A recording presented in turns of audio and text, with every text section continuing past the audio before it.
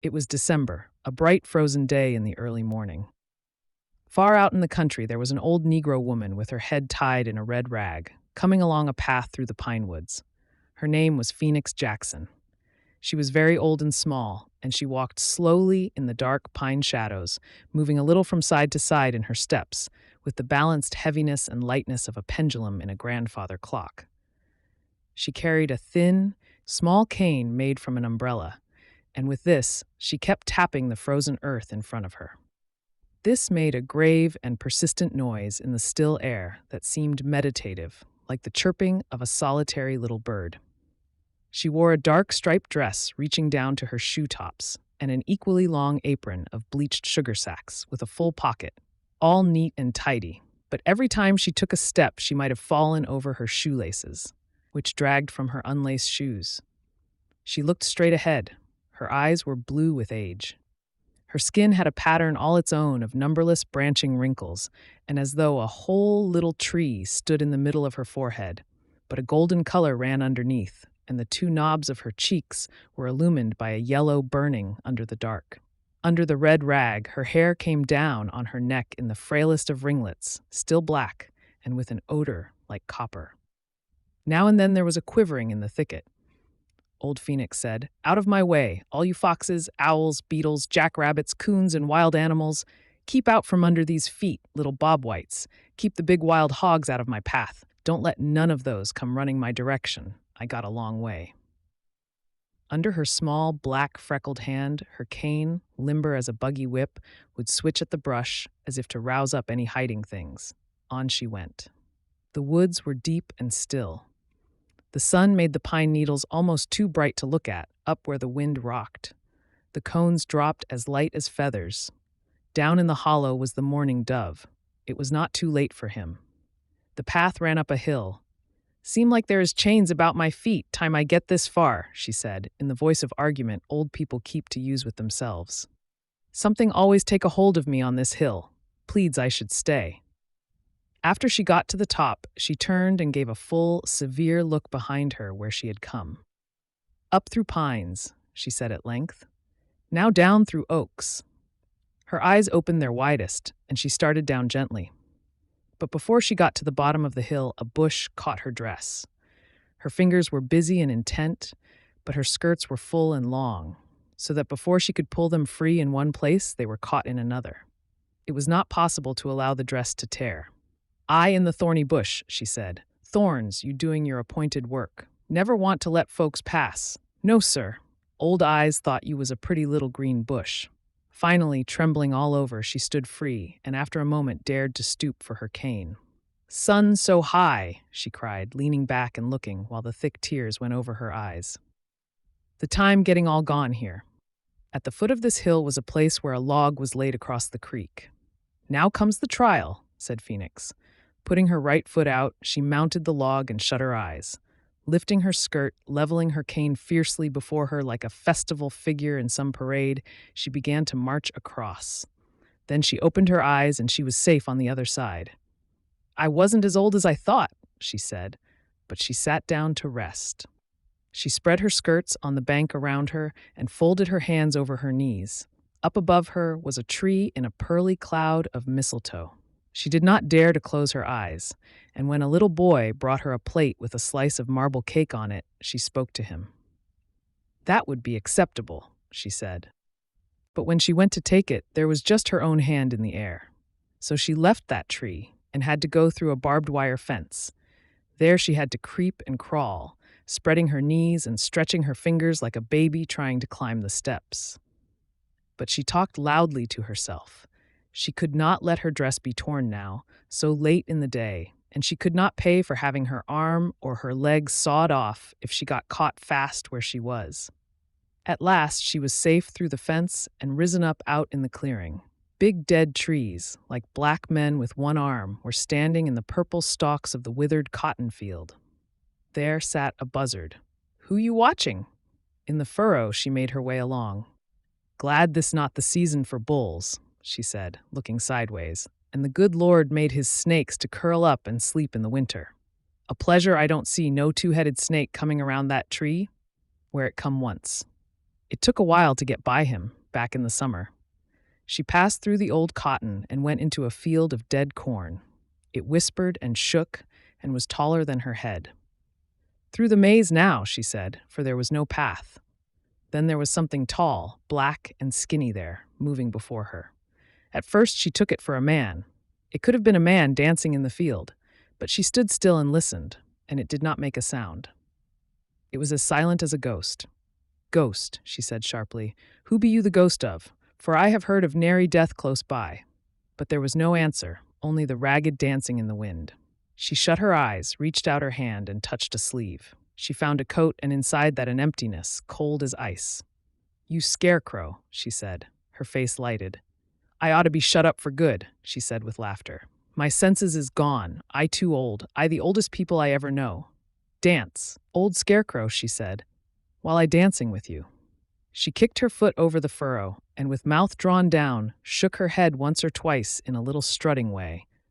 Some husks blew down and whirled in streamers about her skirts. Then she went on, parting her way from side to side with the cane through the whispering field. At last she came to the end, to a wagon track where the silver grass blew between the red ruts. The quail were walking around like pullets, seeming all dainty and unseen. "Walk pretty," she said. "This the easy place. This the easy going." She followed the track, swaying through the quiet bare fields, through the little strings of trees silver in their dead leaves, past cabins silver from weather, with the doors and windows boarded shut, all like old women under a spell sitting there. "I walking in their sleep," she said, nodding her head vigorously. In a ravine she went where a spring was silently flowing through a hollow log. Old Phoenix bent and drank. "Sweet gum makes the water sweet," she said, and drank more. "Nobody know who made this well, for it was here when I was born." The track crossed a swampy part where the moss hung as white as lace from every limb. "Sleep on, alligators, and blow your bubbles." Then the cypress trees went into the road. Deep, deep it went down between the high, green-colored banks. Overhead the live oaks met, and it was as dark as a cave. A big black dog with a lolling tongue came up out of the weeds by the ditch. She was meditating and not ready, and when he came at her, she only hit him a little with her cane. Over she went in the ditch like a little puff of milkweed. Down there, her senses drifted away. A dream visited her, and she reached her hand up, but nothing reached down and gave her a pull.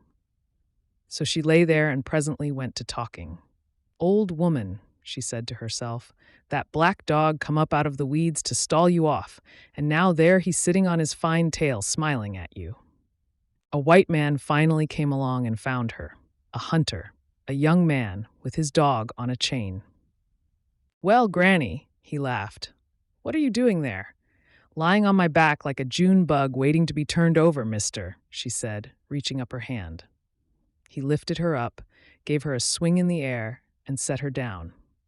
"Anything broken, Granny?" "No, sir, them old dead weeds is springy enough," said Phoenix when she had got her breath. "I thank you for your trouble." "Where do you live, Granny?" he asked, while the two dogs were growling at each other. "Away back yonder, sir, behind the ridge. You can't even see it from here." "On your way home?" "No, sir, I going to town." "Why, that's too far. That's as far as I walk when I come out myself, and I get something for my trouble." He patted the stuffed bag he carried, and there hung down a little closed claw.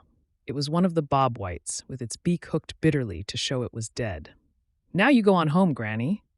"I bound to go to town, mister," said Phoenix. "The time come around." He gave another laugh, filling the whole landscape. "I know you old colored people wouldn't miss going to town to see Santa Claus." But something held old Phoenix very still.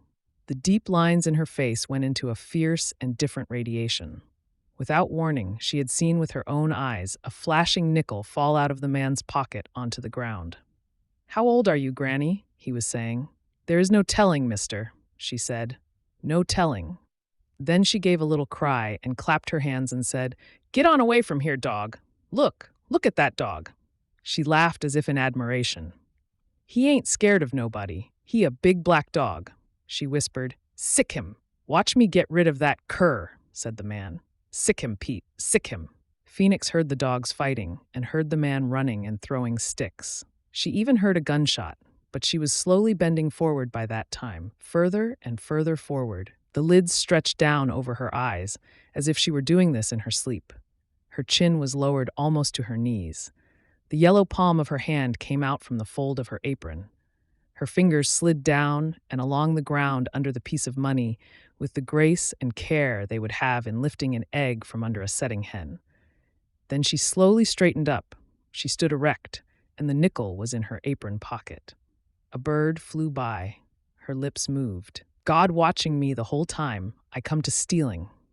The man came back, and his own dog panted about them. Well, I scared him off that time, he said, and then he laughed and lifted his gun and pointed it at Phoenix. She stood straight and faced him. Doesn't the gun scare you? He said, still pointing it. No, sir, I seen plenty go off closer by in my day, and for less than what I'd done, she said, holding utterly still. He smiled and shouldered the gun. Well, Granny, he said, you must be 100 years old and scared of nothing. I'd give you a dime if I had any money with me.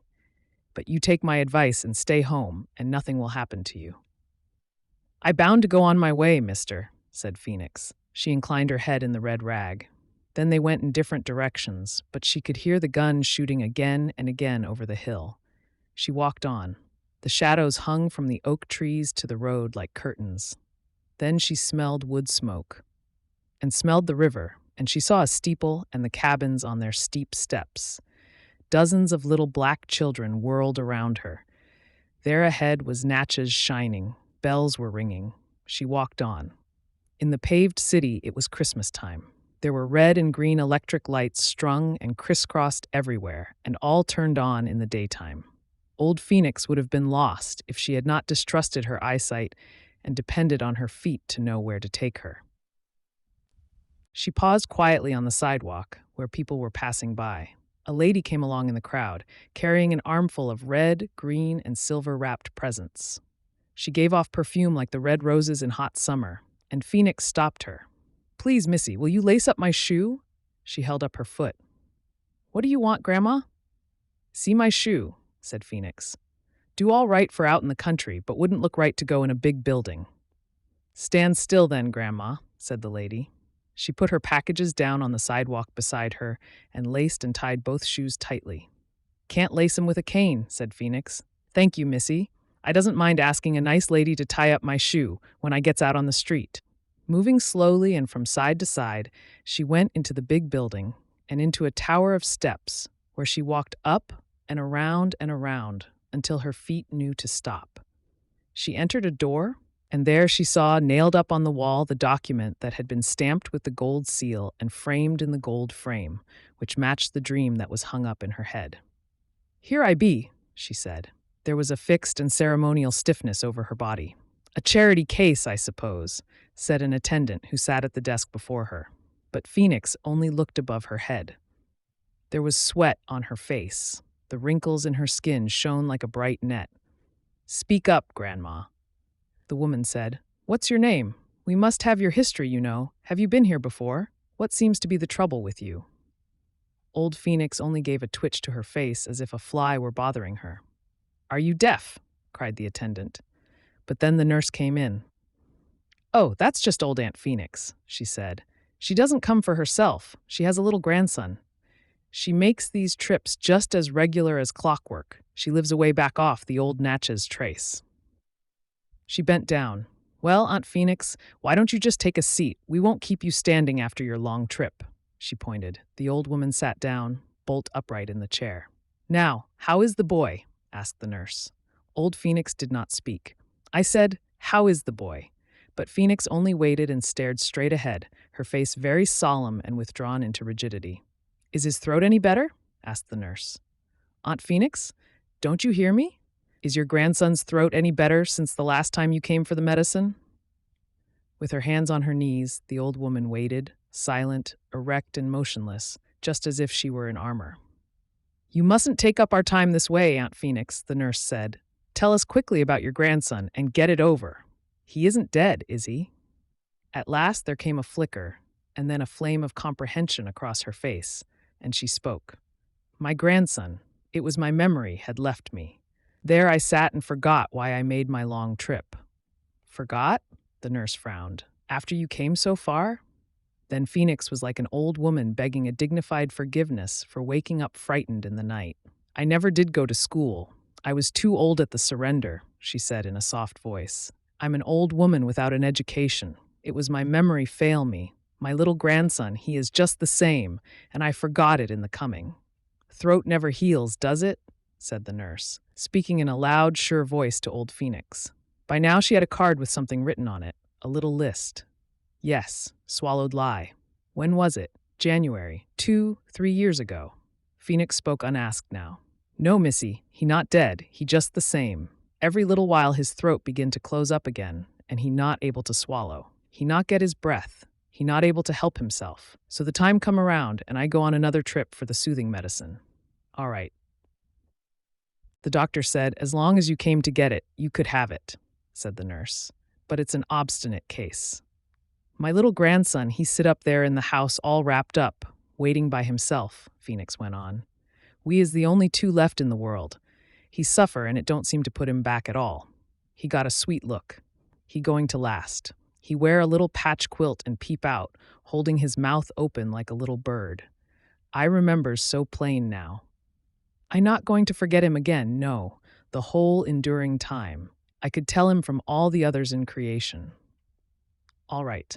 The nurse was trying to hush her now. She brought her a bottle of medicine. Charity, she said, making a check mark in a book. Old Phoenix held the bottle close to her eyes and then carefully put it into her pocket. I thank you, she said. It's Christmas time, Grandma, said the attendant. Could I give you a few pennies out of my purse? 5 pennies is a nickel, said Phoenix stiffly. Here's a nickel, said the attendant. Phoenix rose carefully and held out her hand. She received the nickel and then fished the other nickel out of her pocket and laid it beside the new one. She stared at her palm closely, with her head on one side. Then she gave a tap with her cane on the floor. This is what come to me to do, she said. I going to the store and buy my child a little windmill they sells, made out of paper. He going to find it hard to believe there's such a thing in the world. I'll march myself back where he waiting, holding it straight up in this hand. She lifted her free hand, gave a little nod, turned around, and walked out of the doctor's office. Then her slow step began on the stairs, going down.